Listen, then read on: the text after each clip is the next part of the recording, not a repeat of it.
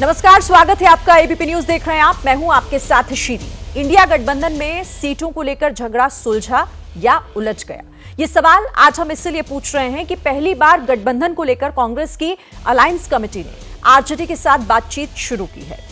दिल्ली में Congress alliance committee के प्रमुख मुकुल वासनिक के घर पर आज बिहार में गठबंधन की गुत्थी सुलझाने के लिए बैठक हुई। हालांकि फाइनल सहमति नहीं बनी है और आगे भी इस मुद्दे को लेकर बातचीत जारी रहेगी। लेकिन सूत्रों के हवाले से ये जानकारी मिल रही है कि यहां पर बिहार में आरजेडी और जेडीयू दोनों 16-16 सीटों पर चुनाव लड़ेंगे, जबकि कांग्रेस 6 सीटों पर अपने उम्मीदवार उतारेगी। वहीं लेफ्ट पार्टियों के खाते में 2 सीटें देने की बात सामने आ रही है। लेकिन गठबंधन का ये घमासान बिहार तक ही सीमित नहीं है। यूपी में कांग्रेस चाहती है कि मायावती भी गठबंधन में शामिल हो, लेकिन अखिलेश इसके लिए तैयार नहीं है। उनसे जब मायावती को लेकर सवाल पूछा गया तो उन्होंने तंज कसते हुए उल्टा सवाल पूछा कि चुनाव के बाद उनकी गारंटी कौन लेगा। पंजाब, केरल और पश्चिम बंगाल में अलग ही झगड़ा चल रहा है और इन सब के बीच कल कांग्रेस के अध्यक्ष मल्लिकार्जुन खड़गे ने यह भी साफ कर दिया कि उनकी पार्टी 500 सीटों पर लड़ने की तैयारी कर रही है। आज की हुंकार गठबंधन के इसी घमासान पर, लेकिन पहले जरा जुबानी वार पलटवार देख लीजिए।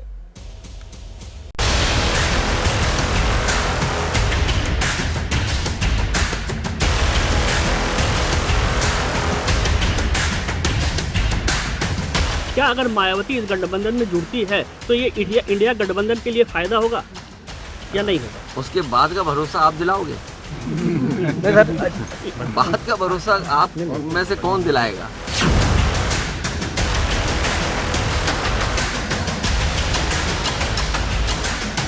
सभी प्रदेशों में क्षेत्रीय दलों से एक भी प्रदेश ऐसा नहीं है जहां पर सेटिंग ठीक बैठ गई हो। हर जगह लड़ाई चल रही है। मुझे तो ये सो कॉल्ड इंडिया गठबंधन पार उतरता हुआ दिखता नहीं।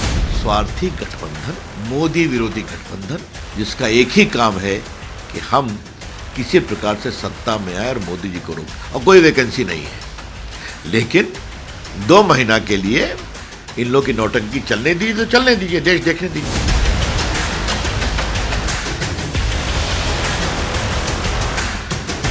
गठबंधन में पूरी जिम्मेदारी के साथ समाजवादी पार्टी साथ है। गठबंधन में किसको कहां लड़ने का मौका मिलेगा, बहुत जल्दी आपको जानकारी मिल जाएगी। एक बात तो साफ है, न केवल उत्तर प्रदेश बल्कि देश की जनता भारतीय जनता पार्टी को हटाना चाहती है। स्वार्थों के आधार पर गठबंधन है। नीतीश बाबू को जब तक संयोजक नहीं बनाएगा वो मुंह फुलाए बैठे रहेंगे। अखिलेश यादव कह रहे हैं कि पहले हो जाए, और राहुल गांधी को अपनी यात्रा से मतलब, वो जानते हैं कि गठबंधन होना नहीं है।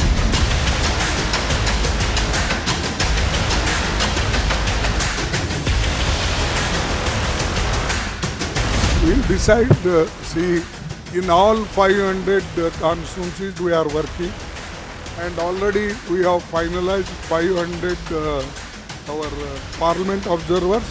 ममता बनर्जी को कांग्रेस अच्छी नहीं लगती, कांग्रेस को डीएमके अच्छी नहीं लगती, डीएमके को केसीआर अच्छे नहीं लगते, केसीआर को केजरीवाल अच्छे नहीं लगते, केजरीवाल को भगवंत मान अच्छे लगते हैं और कांग्रेस पार्टी अच्छी नहीं लगती। ये भानुमति का कुनबा है, ना जिसके पास नेता है, ना नीति है, ना एक योजना है, और ये सभी लोग देश के अंदर कमजोर सरकार लाना चाहते हैं।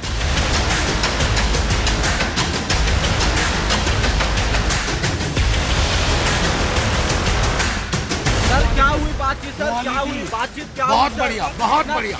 कितने सीटों पर सर? कितने सीटों पर सर? कोई नहीं। कितने सीटों पर? क्वालिटी, क्वांटिटी नहीं। सर क्या हुई बातचीत? सर क्या हुई बातचीत? क्या बहुत बढ़िया, बहुत बढ़िया। कितने सीटों पर सर? कितने सीटों पर सर? कोई नहीं। कितने सीटों पर? क्वालिटी, क्वांटिटी नहीं। सर एक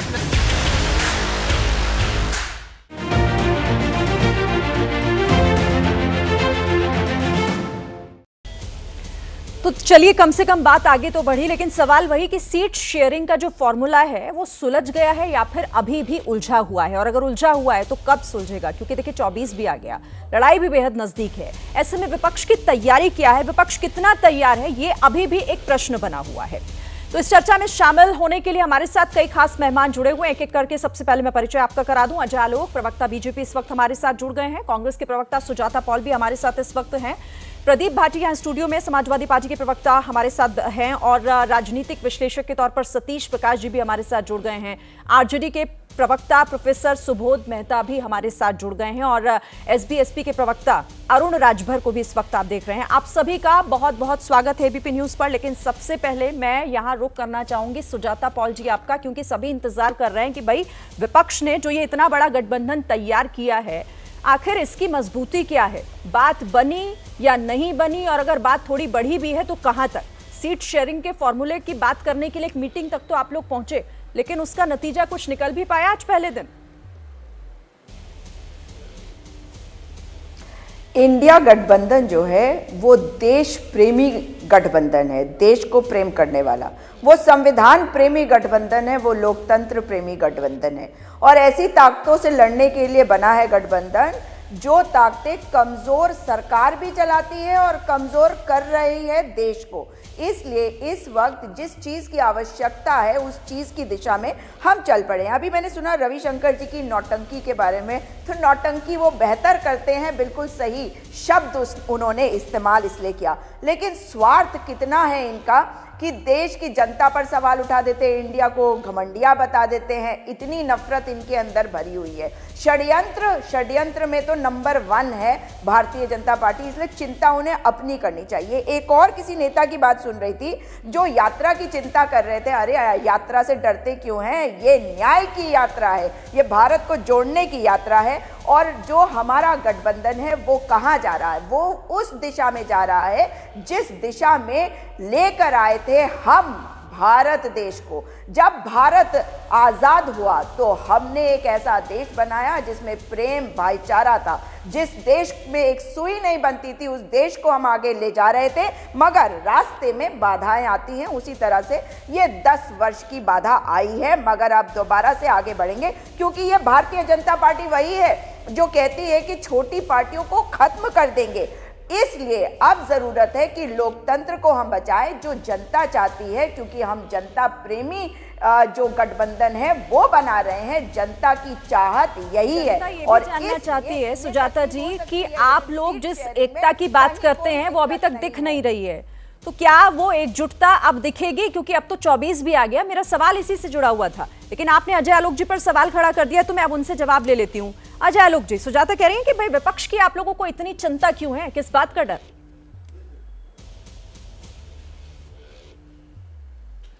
देखिए, हमें कोई चिंता नहीं है विपक्ष की। दूर दूर तक हमें कोई चिंता नहीं है कि इनका गठबंधन हो चाहे नहीं हो, क्योंकि जब इल्यूजन से डेल्यूजन में गए और अब हैलुसिनेशन होने लगा। देखिए, सबसे पहले इस गठबंधन में इल्यूजन हुआ जनवरी फरवरी में कि सारा विपक्ष मिल जाए, एक बीजेपी के खिलाफ एक मोर्चा बनाते हैं, तो एक मीटिंग हो गई। अब बीच में नहीं सुजाता जी, मैं सुन लूं पहले। अजय आलोक जी को आप भी सुन लीजिए, आपने प्रश्न किया तो अब जरा सुनिए, फिर काउंटर भी करिएगा। सुन लेते हैं पहले सुजाता जी, सुन लेते हैं अब, ठीक है? अजय आलोक जी, जनवरी फरवरी में एक इल्यूजन हुआ कि मोदी को कैसे हराएं, तो सब मिलते हैं, एक साथ मिलते हैं, तभी मोदी को कुछ हरा पाएंगे। तो करते करते इस इल्यूजन को डेल्यूजन में बदलने के लिए जून हो गया। जून में जब पटना में बैठक हुई, उसके बाद बेंगलुरु में हुई, फिर मुंबई में हुई, तो ये डेल्यूजन और स्ट्रांग हुआ। और अब हैलुसिनेट कर रहे हैं, हर व्यक्ति इसमें हैलुसिनेट कर रहा है, हैलुसिनेशन हो रहा है कि नेता कौन बनेगा, कौन कितना सीट प्रधानमंत्री, तो मैं ही बन जाऊंगा। तो delusion illusion is equal to hallucination. तो इस तरह का गठबंधन बना के खुश रहे अपने में, हमें क्या करना है भाई? हम तो यहाँ हर सीट पे तैयारी कर रहे हैं, हम अपने में अपनी चिंता कर रहे हैं। हम इनकी लकीर छोटी करने में इंटरेस्टेड नहीं है, हम अपनी लकीर लंबी कर रहे हैं। हम पॉजिटिव इंटेंट वाले लोग हैं, ये नेगेटिव इंटेंट वाले लोग हैं। इनका मकसद हमें हराना है, हमारा मकसद देश को आगे बढ़ाना है। तो देश चुने ना, किसको चुनेगा? इनका मकसद मोदी को हटाना है ताकि खुद जेल जाने से बचें। हमारा मकसद, मोदी जी का मकसद देश को आगे ले जाना है ताकि हम विकसित भारत कैसे बने। इनका मकसद जनता गई भाड़ में, अपना हित सर्वप्रथम। हमारा मत देश सर्वप्रथम और जनता को लेके आगे बढ़ना है। तो चॉइस बहुत क्लियर है जनता के सामने, जनता चूज कर लेगी ना। और इनके गठबंधन से हमें कोई परेशानी नहीं है। बना लीजिए गठबंधन, अच्छा है। सारे चोरों की बारात एक साथ निकलेगी तो मजा आएगा, जनाजा भी जरा धूम से निकलेगा। ठीक है, ठीक है, मैं आती हूँ आपके पास सुजाता जी। पहले के कमेंट सबका ले लेते हैं और प्रदीप बाटी जब आपके पास आते हुए, क्योंकि देखिए ये तो वही वाली बात हो गई ना कि एक मयान में दो तलवारें तो रह नहीं पाती, इतनी सारी कैसे रहेंगी। और आप ही लोग सवाल करने का मौका इसलिए दे देते हैं क्योंकि कोई चाहता है कि हमारे साथ एक पार्टी रहे, दूसरा चाहता है हमारे साथ एक पार्टी ना रहे। बात तो भरोसे तक की आ गई। धन्यवाद शरीन जी। आलोक जी अभी बात कर रहे थे कि इल्यूजन है, इसी इल्यूजन का असर ये हुआ कि 38 दलों के साथ इल्यूजन में आ गए। और आप देखिए कि जब बात हमारी हो रही है, इंडिया गठबंधन की हो रही है, तो इनके साथ भी तो 38 दल हैं जिनको ये साथ लेके चलना है। उत्तर प्रदेश में भी 4-5-6 दल हैं इनके साथ जो ऑन एंड ऑफ होते रहते हैं इधर से उधर। लेकिन मेन जो मुद्दा है वो मोदी जी को हटाना नहीं है लोग जी। मेन मुद्दा है देश में महंगाई, भ्रष्टाचार जो आपने बहुत व्यापक कर दिया। काले धन की जो आप बात कर रहे थे उस पर बात नहीं करना है। 5 ट्रिलियन इकोनॉमी की आप बात नहीं करना है। प्रति व्यक्ति आय जो औसतन घट रही है देश के अंदर, उस पर आप बात नहीं करना चाहते हैं। स्मार्ट सिटीज़ जो आप बनाने चाह रहे थे, उत्तर प्रदेश में तो 12 और वैसे देश में 16 आप लेके आना चाहते थे। आदर्श विलेज, क्या हुआ उन सब चीज़ों का? 40 ऐसे बड़ी बड़ी वादे थे जो इन्होंने भूल गए उस सबको, और अब नई बातें करने लग जाते हैं कि अब हम ये करेंगे 2047 में। अरे 19 में जो वादे किए वो 22 में 24 तक पूरे नहीं करे, 22 में उनकी ये कहा कि करके दे देंगे, उनको पूरा कर देंगे। जब आप पे जनता भरोसा क्यों करे? और जनता को भरोसा होना भी नहीं चाहिए, क्योंकि ये सिर्फ जो इवेंट मैनेजमेंट वाली सरकार है, इनका सिर्फ एक मकसद है कैसे जनता के भरोसे की नहीं, बात जनता के भरोसे की नहीं थी। बात इसकी है कि भाई आप लोग आपस में ही अगर भरोसा नहीं करेंगे, अखिलेश यादव का बयान हाल ही का है, कल ही का है, आप जानते हैं ना, उन्होंने तो सीधे सीधे भरोसे की बात कर दी। फिर कैसे भरोसा होगा आप लोगों की एकजुटता पर? देखिए अभी मायावती जी इस गठबंधन का हिस्सा नहीं है, तो जब वो हिस्सा बनेंगी जब उसके बारे में बात करेंगे, क्योंकि उन्होंने तो एक फैक्ट रखा है, 2019 में हमारा एक गठबंधन हुआ जिसको वो अपने आप उन्होंने ही छोड़ा।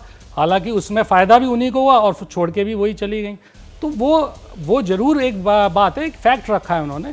इसमें भरोसे और ना भरोसे होने की कोई बात नहीं है। बिल्कुल आगे बढ़ेंगे बात कुछ होती है जब देखा जाएगा। उनकी गारंटी कौन लेगा चुनाव के बाद, ये किसने कहा और इसका क्या मतलब होता है, क्या मैसेज निकलता है? हम गारंटी जनता के लिए हम जो भी वादे करेंगे उनकी गारंटी लेंगे। तो उन लोगों की गारंटी नहीं होगी जो लोग आपके साथ हैं, जो इस इंडिया गठबंधन का हिस्सा उत्तर प्रदेश में समाजवादी पार्टी 37% से ज्यादा वोट से लेके आई है। यही वोट शेयर लगभग उसको 2019 में मिला था। हमारा वोट शेयर इंटैक्ट है और हमने सभी वर्गों को, चाहे वो हमारे दलित भाई बहन हो, चाहे बहुजन हो, चाहे वो अल्पसंख्यक भाई हो या कोई भी और कास्ट या धर्म के हो, हम सबको साथ लेके चल रहे हैं और हमको सबका सहयोग बात यहाँ सिर्फ एक पार्टी की नहीं हो रही है, उस पूरे अलायंस की हो रही है। सतीश प्रकाश जी आपको लेकर आती हूँ यहाँ पर, ठीक है, लेकिन साथ दिखता तो नहीं है ना सतीश प्रकाश, क्योंकि इस तरीके की बयानबाजी फिर मन में शंका पैदा करती है कि भाई ये सिर्फ क्या ऊपरी तौर पर है। नहीं, देखिए अखिलेश जी एक पार्टी के राष्ट्रीय अध्यक्ष भी हैं और उत्तर प्रदेश के मुख्यमंत्री भी हैं, और मैं उनकी मैच्योरिटी के ऊपर सवाल नहीं उठाऊंगा। मुझे नहीं लगता कि अखिलेश जी का भरोसा क्यों डगमगा रहा है। भाई वो गठबंधन का हिस्सा है, उनको तो निश्चित रूप से अपने आप को सुरक्षित महसूस करना चाहिए, लेकिन आमतौर पर वो तंजबाजी जिस तरह की वो बातें कर रहे हैं वो कहीं ना कहीं गलत है। और देखिए भरोसा तो तब भी लोगों ने टूटता हुआ देखा जब अखिलेश की बातें आई, तो कहीं ना कहीं उन्होंने खुद ये कहा कि मैं गठबंधन छोड़ने के लिए तैयार हूं, गठबंधन तोड़ने के लिए तैयार हूं। और मुझे एक बात को लेकर के मेरा हमेशा अखिलेश जी को लेकर के एक सवाल रहेगा कि आखिर अखिलेश जी के दलितों के प्रति जो नजरिया है उसमें कुछ अंतर है। जब वो सत्ता में रहते हैं तो तमाम दलितों के नाम पर जो जिले बनाए बहुजन समाज पार्टी ने उनके नाम बदल देते हैं। सहारनपुर मेडिकल कॉलेज का नाम मान्यवर काशीराम जी के नाम पे था, लेकिन उस नाम को भी चेंज कर देते हैं। किंग जॉर्ज मेडिकल कॉलेज जो है आपका लखनऊ वाला, उसका भी नाम चेंज कर देते हैं। इवन बाबा साहब के नाम पर जो पार्क बनाया था उसको भी तोड़ने की बातें करते हैं। इवन आरक्षण बिल उनका एक जो सांसद है वो फाड़ देता है। 1 लाख दलितों का बाकायदा डिमोशन भी वो कर देते हैं। और ऐसी स्थिति में देखिए अखिलेश जी, आपकी लड़ाई बहुजन समाज पार्टी से है या आपकी लड़ाई बीजेपी से, पहले तो ये तय करो। आपको सीरियस होना चाहिए। आप रोज अलग अलग बातें करते हैं, ये इस तरह की तंजबाजी नहीं होनी चाहिए। गठबंधन आपका है, आप गठबंधन में क्या चाहते हैं, आप अपने आप को असुरक्षित नहीं महसूस करते हैं।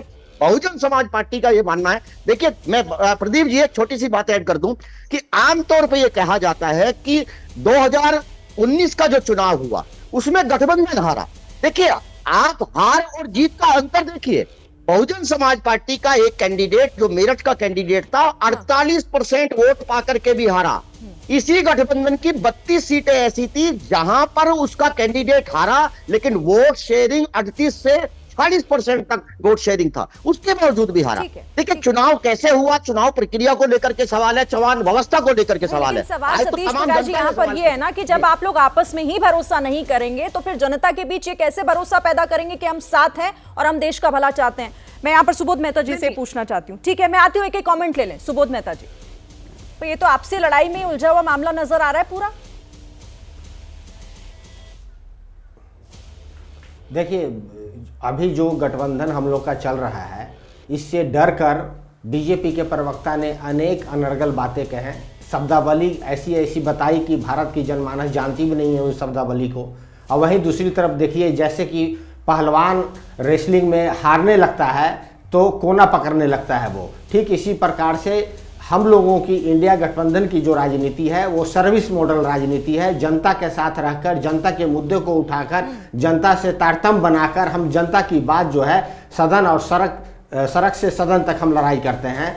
और दूसरी तरफ जो है वो बीजेपी की राजनीति है, एनडीए की राजनीति है, वो ऑफिस मॉडल राजनीति है। सत्ता में बने रहने के लिए सत्ता का दुरुपयोग करते हैं, संस्थाओं को दुरुपयोग करके हर किसी के पीछे लगा देते हैं। और देखिए चाहे वो गोवा हो, ये आपकी कही हुई बातें तो सब जानते हैं। मेरा सवाल इससे था कि भाई आप लोग यही चीज लेकर एक प्लेटफॉर्म पर आए ना, लेकिन साथ क्यों नहीं नजर आ रहे हैं?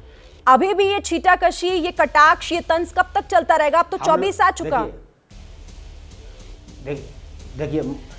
देखिए मोहतरमा, ये हम लोगों का जिस तरीके का आचरण है वो आचरण इतनी अच्छी है कि आप देखिए बहुत कॉर्डियल एटमॉस्फेयर में हम लोगों का मीटिंग चल रहा है। हाँ, उसमें कुछ दुविधाएं अगर मीडिया को लगती है तो उसी बात को लेकर प्रोमिनेंस देते हैं वो लोग। और वहीं देखिए दूसरी तरफ 38 पॉलिटिकल पार्टी एक साथ है। पिछले 10 सालों में एक मीटिंग तक नहीं हुई। इंडिया अलायंस से डर कर उन्होंने पहली बार मीटिंग किया था 2-3 महीने पहले। उनका कोई सीट शेयरिंग अभी कुछ नहीं हुआ है और सिर्फ ऑफिस मॉडल राजनीति, जैसा मैं कह रहा हूं, ऑफिस में बने रहने के लिए हर तरह की बातें ये लोग करते हैं। आप देखिए ये लड़ाई जो है धन की है और जन की है। हमारे साथ जन है, आइडिया ऑफ इंडिया जो है उसके साथ जनमानस है। वहीं दूसरी तरफ जो धन है, अडानी और अंबानी का पैसा ले लेकर हर जगह से रैलियां करना। और आप फिर वहीं आ गए, आपने पूरा घुमा कर रख दिया। ठीक है, चलिए मैं आती हूँ आपके पास। ठीक है, मैं उसका जवाब अजय आलोक जी से भी ले लूंगी कि डर है क्या है, लेकिन अरुण राजभर के पास आती हूँ। पहले मैं अरुण राजभर हमारे साथ जुड़े हुए हैं। अरुण जी, हालांकि अभी ये तय नहीं हुआ है, मायावती का ऐलान होना बाकी है कि गठबंधन का हिस्सा होंगी या नहीं होंगी, लेकिन अगर वो गठबंधन में शामिल हो जाती है तो आप लोगों के लिए खतरा तो नहीं हो जाएगा? देखिए, उत्तर प्रदेश में एनडीए गठबंधन का कोई खतरा नहीं है। एनडीए गठबंधन 80 की 80 सीटें जीतने के लिए पूरी ताकत के साथ काम कर रहा है। और सुहेल, भारतीय समाज पार्टी एनडीए के हिस्सा है और समाजवादी पार्टी इसी से बेचैन है कि जब 2017 में 2 लड़के साथ आए थे और चुनाव बाद जब गठबंधन खत्म हुआ तो क्या बात कहा था श्री अखिलेश यादव जी ने? कहा था कि मेरा अच्छा अनुभव नहीं था, कांग्रेस पार्टी धोखेबाज निकली, वोट तो नहीं दे पाई, हमसे वोट ले लिया। यही ड्रामा जो है 2019 में भी हुआ। बसपा ने वोट दे दिया, वो उनके 5 सांसद हो गए, उनके 10 हो गए, फिर वही कहा कि हमारा अनुभव खराब था। फिर वही तो बात है कि बीजेपी को कांग्रेस का बी टीम समाजवादी पार्टी बताती है और बंगाल में कांग्रेस ममता बनर्जी को बीजेपी की बी टीम एजेंट बताती है। तो ये बात समझ में नहीं आ रही कि श्री अखिलेश यादव जी कितना गंभीर है अपनी चुनावी रणनीति को लेकर के और क्या बोल रहे हैं उनको खुद ही समझ में नहीं आ रहा है। वो कंफ्यूज नेता हो गए हैं उत्तर प्रदेश के, और उत्तर प्रदेश की जनता इस बात को स्वीकार कर रही है कि 22 तारीख को जब भगवान राम का प्राण प्रतिष्ठा कार्यक्रम संपन्न हो जाएगा, उसके बाद देखिएगा उत्तर प्रदेश का जन यह बात कहेगा कि श्री अखिलेश यादव चाहे कोई गठबंधन बन जाएगा, उत्तर प्रदेश की जनता ऐसे धोखेबाज, पिछड़े प्रति, जो दलितों के प्रति, अखिलेश यादव को कंफ्यूज नेता कह दिया और इस पर कुछ कहना भी जा रहे हैं प्रदीप जी, लेकिन उससे पहले, ठीक है अरुण जी आऊंगी आपके पास, उससे पहले एक बड़ी खबर अपने दर्शकों को हम दे दें। इंडिया गठबंधन में देखिए सीट शेयरिंग पर मंथन तो जारी ही है, लेकिन इसी बीच गुजरात में आम आदमी पार्टी ने एक सीट पर अपना उम्मीदवार जो है वो तय कर लिया है, उसका ऐलान भी कर दिया है। अरविंद केजरीवाल गुजरात दौरे पर हैं और उन्होंने गुजरात की भरूच सीट से प्रत्याशी का ऐलान कर दिया। आम आदमी पार्टी ने चैतर वसावा को भरूच से उम्मीदवार बनाया है। आपको बता दें कि इससे पहले जेडीयू भी बिहार और अरुणाचल में अपने एक उम्मीदवार का ऐलान कर चुकी है और अब आम आदमी पार्टी ने भी भरूच सीट से अपने उम्मीदवार का ऐलान कर दिया है। दोस्तों, आज मैं ऐलान करना चाहता हूं आम आदमी पार्टी की तरफ से आने वाले लोकसभा चुनाव में भरूच सीट से चेतन वसावा लोकसभा का चुनाव लड़ेंगे। तो देखिए, अभी तो सीट शेयरिंग के फॉर्मूले की बात हो रही है, तय कुछ भी नहीं हुआ है। अभी तो मीटिंग हो रही है और बिहार से शुरुआत हुई है, लेकिन इससे पहले 3 सीटें ऐसी है जहां पर उम्मीदवार तय भी कर लिए गए हैं। सुजाता जी, आपके पास आते हो क्योंकि आपने कहा था, आऊंगी 1 मिनट प्रदीप जी आपके पास, सुजाता जी के पास पहले आती हूं कि आप अभी थोड़ी देर पहले कह रही थी कि सब कुछ तय हो जाएगा, हम मंथन कर रहे हैं और विपक्ष पूरा इस चीज को लेकर ये तय कर लेगा कि आखिर आगे क्या होना है। लेकिन अभी तो सीट शेयरिंग का फॉर्मूला तय नहीं हुआ है, अपने अपने उम्मीदवारों का ऐलान कर दिया जा रहा है। देखिए, हर पार्टी हर सीट पर अपनी तैयारी पूरी रखेगी, तो ये चीज़ पहले साफ कर लेनी चाहिए कि इसमें कोई गलत नहीं है, क्योंकि जो भी कैंडिडेट आखिर में तय होगा इंडिया अलायंस के द्वारा, उसी कैंडिडेट के लिए हर पार्टी का कैडर काम करेगा, क्योंकि हर पार्टी का कैडर इस वक्त ये चाहता है कि सबसे मजबूत कैंडिडेट हो, और हर पार्टी को अधिकार है कि वो अपने अपने कैंडिडेट फॉर्मूले की जरूरत ही नहीं है, जिसका जो मन चाहे वहां से खड़ा कर दे। फिर ये फॉर्मूला क्या होगा? नहीं, बिल्कुल नहीं, मैंने ये नहीं कहा, बता रही हूँ आपको।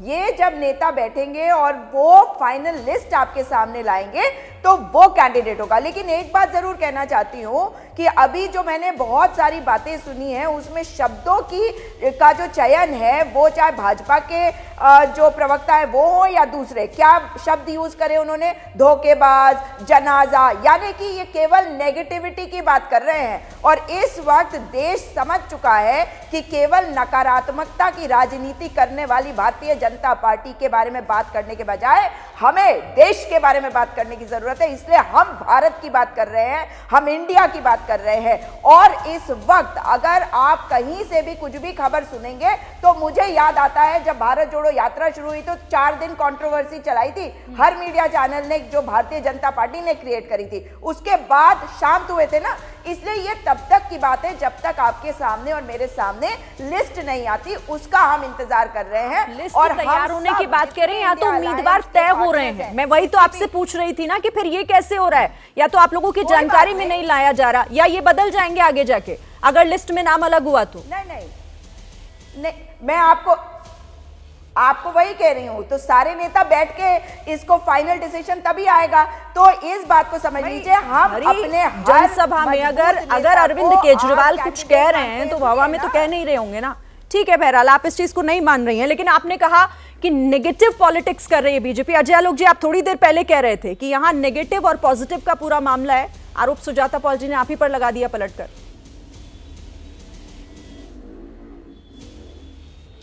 अपने अपने सोचने का अंदाज है। ये कह रही हैं कि हम सोच ऑफ INDIA के साथ हैं, तो मैं INDIA को कहता हूँ कि इंडियन नेपोटिस्ट डकैट्स ऑफ इंडिया एसोसिएशन। तो मैं क्या गलत कहता हूँ, उसका हिंदी अनुवाद कर देता हूँ। भारतीय नेपोटिस्ट मतलब परिवारवादी, डकैत मतलब भ्रष्टाचारी, इस भारत का संगठन। तो ये संगठन नहीं है क्या? जो भी देखो बेल पे है, या तो जेल में है या जेल से कन्विक्टेड है, उसके अलावा है क्या? सारे परिवारवादी बैठे हुए हैं यहाँ पे, जितने आपके स्क्रीन पे बैठे हुए हैं सब परिवारवाद को रिप्रेजेंट कर रहे हैं। तो गलत मैं क्या कह रहा हूँ? तो हमारे में नेगेटिविटी कहाँ गई? उसके आपस में ये लोग लड़ते भी हैं। भरूच सीट से उम्मीदवार डिक्लेयर कर दिए, ठीक है, कांग्रेस नहीं भरूच से लड़ेगी। 3,05,000 वोट आए थे कांग्रेस को, 25.6% वोट थे, और हमारे उम्मीदवार को आए थे 5,38,000, जो कि 55.3% होता है, मतलब कांग्रेस से दुगने। दोनों मिलकर भी लड़ लीजिए ना वहाँ पे, गुजरात में कर लीजिए सीट शेयरिंग। किसने मना किया है? अरे आपसी अहंकार आप लोग का है, हम तो ना 3 में है ना 13 में। हमारे में कह रहे हैं कि 38 दलों का गठबंधन बना के हम चल रहे हैं। भाई 38 दल का गठबंधन है तो नेता पहले से तय है कि नेता नरेंद्र मोदी हैं, उन्हीं के नियत, उन्हीं के नीति में, उन्हीं के निर्देश में सब आगे बढ़ेंगे। यहाँ 36 दल के गठबंधन में 36 नेता हैं। अब बोलिए कि ये भी कहावत मैंने ही बनाया है, ज्यादा जोगी मठ उजार। ठीक है सुजाता जी, इस पर जल्दी से अपना कमेंट। और देखिए, ये आप कह रही है ना कि अभी ये बाद में तय होगा। भरूच सीट इसलिए इंपॉर्टेंट हो जाती है क्योंकि अहमद पटेल यहाँ से जीत कर आया करते थे, और आप कह रही हैं कि बाद में तय होगा। देखिए, मैंने आपको बिल्कुल साफ कहा कि हर पार्टी को यह अधिकार है कि वो अपने अपने कैंडिडेट्स को तैयार करे, लेकिन उसमें से जो सबसे बेहतर कैंडिडेट है आखिर में वो चुनाव लड़ेंगे। और आने वाले समय में आपके सामने जब लिस्ट आएगी तो ये बात मेरी साफ हो जाएगी कि क्या मैं कह रही हूं। लेकिन हाँ, ये जो अभी इन्होंने एक्रोनिम बनाया, ये इंडिया को इंडिया मानना ही नहीं चाहते, यही तो इनकी दिक्कत है, क्योंकि ये बलात्कारी जुमलेबाज पार्टी है। इनसे पूछिए, आज उत्तराखंड में इनके एक संगठन महामंत्री अजय कुमार के ऊपर अंकिता भंडारी की माताजी ने आरोप लगाया है कि वो शोषण करने पहुंचे थे एक बेटी का। आपने देखा है कि हर तरफ बेटियों का शोषण करने वाली पार्टी बड़ी बड़ी बातें करती है, और जब कहती है कि इनके नेता मोदी जी हैं तो बिल्कुल है, क्योंकि मोदी जी ना मणिपुर के बारे में बात करेंगे, ना पहलवान बेटियों के बारे में बात करेंगे, ना महंगाई के बारे में बात करेंगे, फोटो शूट कराएंगे और ये गाना बजाएंगे। इसलिए बेहतर है कि ये अपना डब्बा बजाते रहे और डब्बा हो जाएगा गोल और मोदी जी करते रहेंगे फोटो शूट और भारत जीतेगा अब की बार, क्योंकि भारत के और ये तो तय होगा 24 की लड़ाई में किसका डब्बा गोल हुआ है और कौन यहाँ जनता की नजरों में उठाए। देखिए, इंडिया गठबंधन में सीट शेयरिंग को लेकर पहली बैठक और शुरुआत जो हुई है वो बिहार से हुई है, लेकिन सवाल ये है कि आखिर इसको लेकर कोई फॉर्मूला तय हुआ भी है या नहीं, क्योंकि देखिए झगड़ा तो है। और शुरुआत में अब ब्रेक के बाद आपसे कर लेती हूँ प्रदीप जी, आप लोग माने या ना माने, क्योंकि इतने दल एक साथ एकजुट होकर एक मंच पर आए हैं तो झगड़ा तो होना तय है, लेकिन सवाल उठता है कि ये फॉर्मूला तय कैसे होगा, क्योंकि एक तरफ आप कह रहे हैं कि हम मीटिंग कर रहे हैं, तय करेंगे, दूसरी तरफ अनाउंस भी किए जा रहे हैं उम्मीदवार। जी, पहले छोटा सा जवाब एक मैं अपने छोटे भाई राजभर जी का दे दूं। हम दो हमारे दो ठू उनका अभी तो वो चक्कर लगा रहे हैं गृह मंत्री जी से लेके मुख्यमंत्री जी तक। वैसे इनके लिए तो मैं 2 लाइन से ज़्यादा और व्यर्थ लगाना भी नहीं चाहता, और किसी से इनको क्या लेना देना, ये अपने मतलब की खोज में रहते हैं। देखा है हमने, हर हुकूमत में तलवे चाटने वाले मौज में रहते हैं। बाकी रही बात अब आगे जो शब्दों का थोड़ा मैं चाहूंगी, मैंने शेर सुनाया, मैंने कोई शब्दों का, लेकिन आप जिस तरीके से कटाक्ष कर रहे हैं, मैंने नहीं शरीन जी, मेरे शब्द नहीं, मैं तो एक शेर सुनाया। दूसरी बात, अजय भाई कह रहे थे कि परिवारवाद से भी ज़्यादा खतरनाक है आज की डेट में मित्रवाद। मित्रवाद में क्या क्या लूट रहा है देश का, क्या क्या संसाधन लूट रहे हैं, उस पर भी जरा देश ने देखा है और देश ज़्यादा चिंतित है। बहुत सारी बातें कर रहे थे कि सारे चोर मिल गए, सबको चोर बता दिया इन्होंने। मुझे लग रहा था चोर के आगे तड़ी पार भी जोड़ देते तो बहुत सारे लोग सभी आ जाते, उसके अंदर समावेश हो जाता, पता भी चल जाता किस पार्टी के हैं, किस किस पार्टी से जुड़े हैं। देखिए, भाषा का चयन जब आप कह रही थी तो अजय आलोक जी को भी देखना चाहिए था कि किस तरह की भाषा का प्रयोग वो कर रहे हैं अपने विपक्षी दल के लिए। विपक्ष एक जब सत्ता पक्ष खास करके जब सत्ता शासन में होता है तो विपक्ष के साथ उसका व्यवहार आपने इतना गिरता हुआ भारतीय जनता पार्टी की सरकार से ज़्यादा देखा नहीं होगा जिस तरह से उसको गिरा रहे हैं। लेकिन हम लोग सारे मिलके साथ चुनाव लड़ेंगे, ये जरूर है, क्योंकि आप लोग भी सब ज्यादा बातें इंडिया गठबंधन के बारे में कर रहे हैं। जवाब आपने अभी तक नहीं दिया जो सवाल मैं आपसे पूछ रही थी, जनता भी जानना चाहती है। बहरहाल ठीक है, मैं अब अरुण जी पहले इस पर एक आपका कमेंट ले लूं, क्योंकि यहाँ कह रहे हैं प्रदीप भाटी कि भाई मतलब अपना साधना मकसद है आप लोगों का। तो देखिए कि ये अपने जो जिसको ये बीजेपी का बी टीम बनाते हैं कांग्रेस पार्टी को, उसके साथ ये कौन सा संबंध बना रहे हैं? ये बीजेपी के एजेंटों के साथ क्यों संबंध बना रहे हैं, क्यों गठबंधन कर रहे हैं? ये विविध बात पर देश की जनता पूछना चाह रही है। देश की जनता पूछ रही है कि एक तरफ कांग्रेस ममता बनर्जी को कहती है बीजेपी की एजेंट है, और समाजवादी पार्टी कांग्रेस को उत्तर प्रदेश में अस्तित्वहीन और मध्य प्रदेश में कहती है बीजेपी की बी टीम है। तो ये बीजेपी की बी टीम से इनका क्या रिश्ता है? इसका मतलब कि दिन में बीजेपी को गरियाओ और रात में योगी जी और मोदी जी को फूल जैसे गुलदस्ता थमाओ। तो ये समाजवादी पार्टी का जो दोहरा चरित्र है, उत्तर प्रदेश के पिछड़े भी जान चुके हैं, यहाँ दलित भी समझ चुके हैं, यहाँ गरीब भी समझ चुका है। यहाँ विकास की यात्रा चल रही है, मोदी जी की गारंटी चल रही है, माननीय ओम प्रकाश राजभर जी का संघर्ष चल रहा है। ये तो संघर्षों से डरे हुए लोग हैं, ये बात लोहिया जी की करते हैं, लेकिन उनके विचारों पर चलने का काम नहीं करते हैं। माननीय ओम प्रकाश राजभर लोहिया जी के संघर्षों पर चल रहे हैं, महाराजा सुहेलदेव राजभर के संघर्षों पर चल रहे हैं, बाबा साहब अम्बेडकर के रास्ते पर चल रहे हैं, और इन लोगों ने उनको अपमानित करने का काम कर रहे हैं। ऐसे करने से देश की जनता देश की जनता इनको मतदान नहीं करने वाली है। मतदान तो एनडीए को मिलने वाली है। देखिएगा सुपड़ा साफ होगा, ये तो मैनपुरी भी नहीं जीतेंगे। ये तो देखना होगा, ये भविष्य की बात हो जाएगी। लेकिन ठीक है अजय आलोक जी, देखिए सारे दल, आप भले ही कहें कि इनकी जो स्टार्टिंग थी, जो शुरुआत थी वो इसी को थी कि मोदी को रोकना है, लेकिन जो भी है साथ तो आए, सारे दल एक मंच पर हैं, तमाम मीटिंगें भी हुई, अब तो सीट शेयरिंग तक की भी बात हो रही है। भले ही आप इसे बार बार चोरों की बारात कहें, लेकिन रोकने के लिए साथ तो दिखाई दे रहे हैं।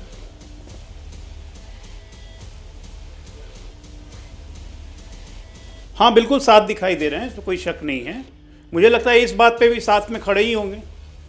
ये पूर्व विधायक हैं मेवालाल जैन, देखिए फोटो किनके साथ है, राहुल गांधी जी के साथ है, कल ही गिरफ्तार किए गए हैं। इनका शौक जानती हैं, नवाबों वाला शौक। ये 10-12 साल की बच्चियों के साथ यौन अत्याचार करते थे। अब इनके साथ तो राहुल गांधी खड़े हैं, अब राहुल गांधी के साथ कौन खड़ा होगा, जरा ये आपस में बात कर लीजिए लोग, आप लोग। 10-12 साल की बच्चियों के साथ। अभी मुझे ज्ञान दे रही थी अंकिता जैन के बारे में, फोटो खिंचा रहे हैं राहुल गांधी के साथ। आप आइए ना हमसे लड़ने, हम आपसे दूर कहाँ हैं। हमारा टारगेट है, हम जानते हैं आप लोग सबको मिलिएगा ही, चाहे लोकसभा चुनाव के पहले मिलिए, चाहे लोकसभा चुनाव के बाद में मिलिए, आपको मिल के ही रहना है, क्योंकि आपको अपना अस्तित्व बचाना है, जेल जाने से बचना है, अपने परिवार की पूंजी बचा के रखनी है, इसलिए आपको मिलना बहुत ज़रूरी है।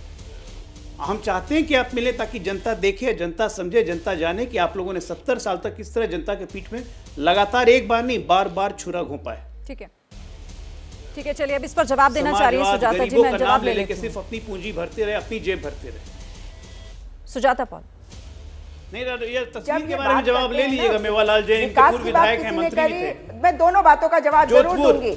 विकास अडानी का विश्वास पात्र अडानी का, लेकिन अजय आलोक जी को ये जरूर कहूंगी कि हाँ, अजय आलोक जी को ये जरूर कहना चाहूंगी कि रामदुलार गोंड कौन है, अभी कोर्ट ने उसे कन्विक्ट किया है बलात्कार के आरोप में। और कुलदीप सिंह सेंगर कौन है, आपका कितना खासम खास है। और भाई भारतीय जनता पार्टी के वाराणसी के कॉन्स्टिट्यूएंसी, जो प्रधानमंत्री का कॉन्स्टिट्यूएंसी है, वहां के आईटी सेल में ये जो 3 लोग थे, सक्षम पटेल, संतोष पांडे, अभिषेक चौहान, ये कौन है, बलात्कारी गैंग। हमने तो पार्टी से निकाल दिया, अपने आप को डिसोसिएट कर दिया। मैडम, आप तो गले लगा के बैठी हुई हैं। एक नाम सामने लाएंगे तो हम जिस मुद्दे पर बात कर रहे हैं उससे डिरेल हो रहे हैं। प्लीज, लेकर जाते हो मध्य प्रदेश। मैं दोनों से कह रही हूँ, आप दोनों से रिक्वेस्ट है कि इस डिबेट को प्लीज आप डिरेल मत कीजिए। सुजाता पॉल जी, और साथ ही मैं आपसे भी कहती हूँ अजय आलोक जी, आप दोनों को काउंटर करने का मैंने मौका दे दिया, लेकिन अब वापस आ जाइए, अब वापस डिबेट पर आ जाइए प्लीज, मेरी रिक्वेस्ट है। सुजाता जी जल्दी से। जी, तो मैं ये कह रही हूँ कि जब बेटियों की बात होती है ना, तो बिल्कुल सही है जब प्रधानमंत्री जी खुद रास्ता दिखाते हैं और कहते हैं दीदी ओ दीदी, तो भाई स्लिप ऑफ द टंग हो ही जाता है, बेटी बचाओ बेटी पटाओ। लेकिन सच्चाई है कि इस देश में महिला का सम्मान जरूरी है, और जो भी अपराधी है, जो अपराध करता है, उसे समय से पहले सुजाता जी देखिए, नहीं लगाया। मैं गठबंधन, आप लोग फिर कहते हैं कि बात नहीं होती। आज बात अगर गठबंधन को लेकर हो रही है तो उस पर कोई बात नहीं करना चाह रहा है, सिर्फ एक दूसरे पर अलग अलग मुद्दों को लेकर उंगली उठाई जा रही है। ठीक है, मैं आती हूँ, एक सेकंड मैं आती हूँ। सतीश जी और सुबोध मेहता जी भी हमारे साथ हैं इस चर्चा में। सतीश जी आपके पास आते हुए, क्योंकि देखिए ये ऐसी लड़ाई है जिस लड़ाई में बहुत सारे लूपहोल्स दिखाई दे रहे हैं कि भाई आप विपक्ष, आप सामने वाली पार्टी से कैसे लड़ोगे जब अपने ही आपके गुट में, अपने ही गठबंधन में इतने सारे अलग अलग ऐसे दल दिखाई दे रहे हैं जिनकी आपस में बनती ही नहीं, ना भरोसा है और ना ही साथ आगे आएंगे तो कैसे खड़े होंगे ये भी नहीं समझ आ रहा, और कंफ्यूजन जनता को होता है फिर। नहीं देखिए सरीन जी, मैं गठबंधन का हिस्सा नहीं हूं, लेकिन मैं सुजाता जी की एक बात से बिल्कुल सहमत हूं कि जो बीजेपी शासित राज्य हैं वहां पे जो कमजोर वर्ग के लोग हैं उनके साथ जो हीनियस क्राइम हो रहे हैं, 90% इस देश में दलितों के साथ हीनियस क्राइम कहीं ना कहीं बीजेपी शासित राज्यों में ज्यादा हो रहे हैं। अगर मैं उत्तर प्रदेश में देखता हूं तो उत्तर प्रदेश की पुलिस पहले यह देखती है कि अपराधी की जात क्या है। अगर अपराधी की जात का मैच कहीं ना कहीं माननीय मुख्यमंत्री जी की जाति से मैच करेगा तो पुलिस तुरंत पीछे आ जाएगी, और पुलिस जो है कहीं ना कहीं जो जिसके साथ अपराध हुआ है उसी को छुपाने का कोशिश करती है। मैंने वही सुजाता जी को भी बोला कि हम आज अपराध पर बात नहीं कर रहे, महिला सम्मान पर हम लगातार डिबेट करते आए हैं, आगे भी कर लेंगे। आज पहले इस पे बात कर लेना। आप मेरी बात सुनिए ना, देखिए गठबंधन, सुनिए, वैचारिक चीजें अलग अलग हो सकती हैं, लेकिन जो दर्द है, जो दुख है, उसके मुद्दे पर तो सेम हो सकते हैं। इसी उत्तर प्रदेश में बाकायदा इनके मंत्री हैं, इनके विधायक हैं, दलित पार्षदों की पिटाई करते हैं। इसी उत्तर प्रदेश में मैं मेरठ में रहता हूँ। नहीं, आप मेरी बात नहीं समझ रहे। नहीं, सतीश जी, अगर आप मुद्दे की बात नहीं करना चाहते तो मैं आपको वक्त ज्यादा दे नहीं पाऊंगी। भाई वैचारिक मतभेद की आप बात कर रहे हैं। अब मैं आती हूँ यहाँ पर सुबोध जी के पास। सुबोध जी, वैचारिक मतभेद अगर इतना होगा तो क्या मैसेज दे पाएंगे जनता के बीच जाकर? देखिए मोहतरमा, मैं यहाँ दो बात कहना चाहता हूँ। पहले तो अजय आलोक जी को मैं जवाब दे दूँ, परिवारवाद को लेकर ये बार बार कह रहे हैं। आप देखिए, माननीय प्रधानमंत्री जी के कैबिनेट में चाहे वो किरण रिजिजू हो, चाहे ठाकुर हो, चाहे प्रधान हो, चाहे पीयूष गोयल हो, लगभग 35 लोग ऐसे हैं जो परिवारवाद से एकदम पूरा लबरेज हैं। तो अजय आलोक जी सिलेक्टिव हैं यहाँ पे, और बीजेपी जो है परिवारवाद का जो है एकदम समंदर है।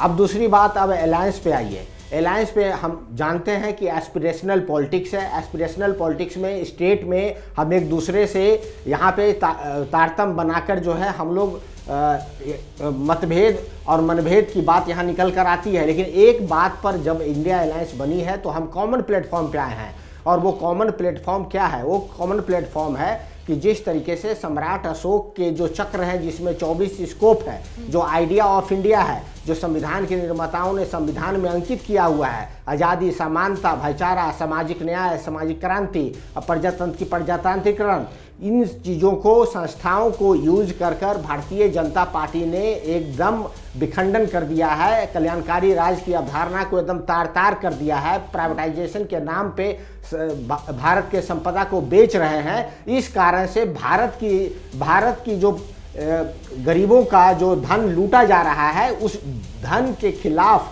अडानी अंबानी को जो दिया जा रहा है, संविधान के मूल्यों को तार तार किया जा रहा है, इसको लेकर हम कॉमन प्लेटफॉर्म पर आए हैं। और कॉमन एजेंडा हमारा ये है कि restore the idea of India. Idea of India को हम रिस्टोर करें, और 2024 में संविधान के निर्माताओं के मूल्यों पे जो नरेंद्र मोदी चल नहीं रहे हैं, उनको जो हम, लेकिन सवाल वही है ना कि भाई इन मतभेदों के साथ आप कैसे आएंगे? इन मतभेदों को भुलाना भी तो होगा ना, पर वो अभी तक तो नजर नहीं आ रहा। ठीक है, लेकिन आपने सवाल उठाया बीजेपी पर, मैं अजय आलोक जी से जवाब दूं। अजय आलोक जी, देखिए शिरीन जी, समय का चक्र अजीब होता है। शिरीन जी, समय चक्र, बोलिए। ये समय का चक्र अजीब होता है। आज ये कह रहे हैं कि संविधान का हनन करने वाले आरजेडी या लालू प्रसाद का तो जन्म हुआ था कांग्रेस के विरोध में इमरजेंसी के दौरान, जब इमरजेंसी में संविधान कुचल दिया गया था। मुलायम सिंह का जन्म हुआ था कांग्रेस के विरोध में। मायावती जी का और काशीराम जी का जन्म हुआ था कांग्रेस और हमारे खिलाफ, बहुजन के नाम पे, लेकिन प्राइमरीली कांग्रेस के खिलाफ। आज ये सब मिलके कांग्रेस के साथ चले संविधान बचाने, तो अवसरवादिता की पराकाष्ठा करते हैं ये। और दूसरी बात मैं कहूंगा इन लोग को, विपक्षी संधि विच्छेद कर दीजिए, वी और प्लस पक्षी, तो पक्षियों में एकता नहीं होती है। आप लोग पक्षी की तरह हैं, अलग अलग जाति, अलग अलग प्रजाति के हैं, नहीं एकता हो सकती है।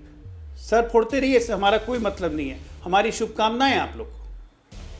आप बोलिए, आप प्रदीप जी, आप कुछ कहना भी चाह रहे थे, और यहाँ तो साफ साफ कह दिया कि डर की आवाज है, संधि विच्छेद भी कर दिया अजय आलोक ने विपक्ष का। आज अब आप देखेंगे पक्षियों में या जानवरों में भी ज़्यादा एकता नज़र आती है। वो अलग बात है कि जैसी जिसकी भावना है वो इसी तरह से उसको व्यक्त करेगा। तो आलोक जी ने अपनी भावनाओं को व्यक्त कर दिया, शायद उससे आते होंगे, उसी बैकग्राउंड से आते होंगे, उसी पार्टी के बैकग्राउंड से आते होंगे, मेरा मतलब है।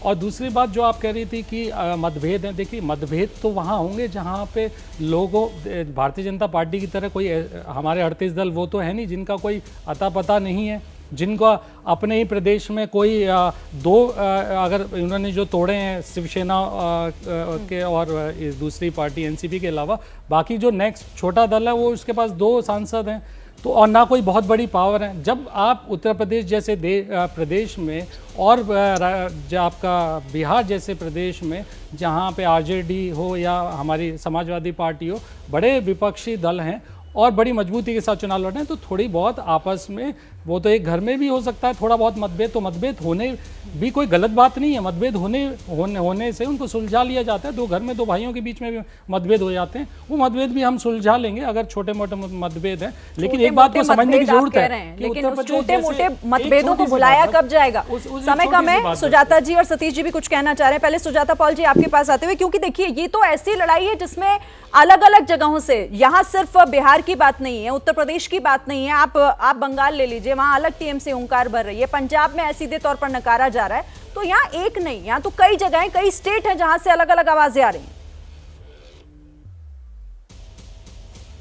देखिए ऐसा नहीं होता है। मैं बहुत वर्कशॉप्स करती हूँ, उसमें अलग अलग देश के अलग अलग हिस्से से जो लोग आते हैं उनके साथ जब बात करती हूँ तो उसे एक शब्द है जो भारतीय जनता पार्टी को पता नहीं होगा, क्योंकि ये व्यक्तिवादी राजनीति में विश्वास करते हैं, उसे कहते हैं ब्रेनस्टॉर्मिंग। आप अलग अलग लोगों की बातों को सुनते हैं, अलग अलग मत होते हैं सबके, उसमें से जो सार निकलता है उसमें सबसे बेहतर चीज का हम इस्तेमाल करते हैं। और मुझे पक्का यकीन है कि आपके न्यूज रूम्स में भी इस चीज का, इस प्रोसेस का प्रयोग किया जाता है। लेकिन आप ये देखिए अजय आलोक जी, वैसे तो परिवारवाद का एक सिंबल स्वयं भी हैं, मगर इनके परिवार का मैं बहुत सम्मान करती हूँ और इस बात का सम्मान करती हूँ कि ये एक इतने अच्छे परिवार से हैं जिसका मैं सम्मान करती हूँ, और बहुत लोग हैं इनके माता पिता के फॉलोअर्स।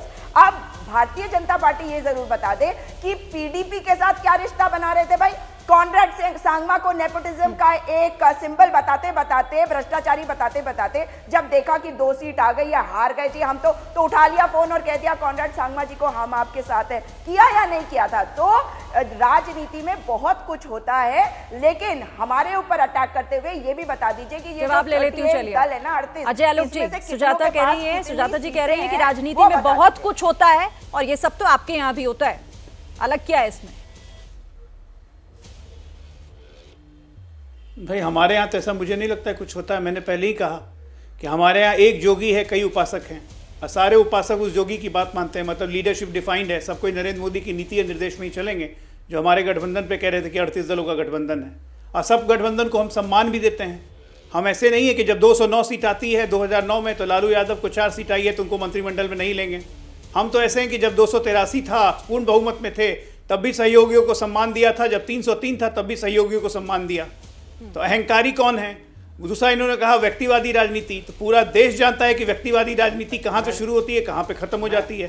स्क्रीन पे मुझे 3 चेहरे साफ दिख रहे हैं। मायावती व्यक्तिवादी राजनीति, अखिलेश व्यक्तिवादी राजनीति, तेजस्वी यादव व्यक्तिवादी राजनीति, और अंतिम लेकिन कभी अंत नहीं होगा, जय गांधी परिवार व्यक्तिवादी राजनीति। कोई चीज हम पे लागू नहीं होती है, परिवारवाद हम पे लागू नहीं होगा, और मैं भी परिवारवादी नहीं हूँ मैडम। और यहाँ पर देखिए राजभर जी भी कुछ कहना चाह रहे हैं, लेकिन मेरे पास वक्त की कमी है, आप सब लोगों का रिएक्शन नहीं ले पाऊंगी, माफी के साथ। वक्त इतना ही था, लेकिन चर्चा में आप सभी शामिल हुए, बहुत बहुत धन्यवाद आप सभी का।